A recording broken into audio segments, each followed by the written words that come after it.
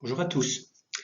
Dans cette vidéo, je vous propose une correction détaillée d'un exercice du chapitre exponentielle et logarithme décimal. On commence par l'exercice 16 à la page 11 d'une piscine trop basique. Je vous lis l'énoncé. Zélie, vendeuse de piscine, conseille à ses clients de vérifier le pH et de l'ajuster si besoin afin d'avoir un pH neutre. Le pH est un indicateur déterminant pour la qualité de l'eau. Il est compris entre 0 et 14. Si le pH est inférieur à 7, l'eau est acide. Si le pH est égal à 7, l'eau est neutre. Et si le pH est supérieur à 7, l'eau est basique. Le pH, le potentiel d'hydrogène, est fonction de la concentration du ion hydrogène dans l'eau, noté H+ entre crochets. Et c'est donné en moles par litre. Par définition, le pH, c'est moins le logarithme de la concentration en ion H+. Alors la question numéro 1, c'était de compléter le tableau. Alors pour ce faire, on se sert bien sûr de l'énoncé et de la formule pH égale moins logarithme de la concentration en H+. C'est assez simple puisque l'on vous donne la concentration en H+. Alors pour la première colonne, on peut remarquer effectivement que 10 à la puissance moins 1, c'est égal à 0,1. Donc le log de 10 à la puissance moins 1, c'est égal au log de 0,1, qui est donc égal à moins 1 par définition. Et donc, quand on revient au pH, le pH de 10 à la puissance moins 1, c'est donc égal à moins 1, autrement dit à 1. D'une façon générale, pour les colonnes suivantes, on peut remarquer que le log de 10 à la puissance moins x, c'est égal à moins x. Ça vient du fait que le logarithme et la fonction exponentielle sont deux fonctions réciproques.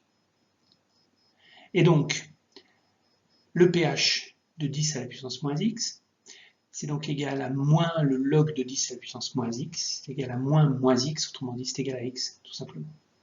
Donc ça permet de remplir facilement les deux dernières colonnes du tableau. La concentration, pour une concentration de 10-7, le pH c'est 7, et pour une concentration de 10-14, le pH c'est 14. Alors la deuxième question, c'était un calcul du même genre. On donnait une concentration en ion H+, qui était égale à 2,5 par 10-3 moles, et il fallait calculer le pH correspondant. Alors on applique toujours la même formule, pH égale moins log de la concentration en ion H+, et donc on va donc appliquer cette formule avec 2,5 10-3. Alors qu'est-ce que ça donne? Ça donne pH qui est égal à moins logarithme de 2,5 multiplié par 10-3. Alors on peut remarquer que 10-3, si on veut, c'est 0,001, c'est-à-dire 3 zéros en comptant le 0 du début, ce qui est donc égal à moins log de 0,0025. Alors pour faire ce calcul sur Excel par exemple, on peut simplement entrer dans une cellule, moins LOG, ouvrez la parenthèse, 2,5 multiplié par 10 à la puissance moins 3, fermez la parenthèse. Et quand on effectue ce calcul, on trouve 2,6. Le troisième exercice, c'était calculer une concentration connaissant le pH. Donc là, c'est le problème inverse.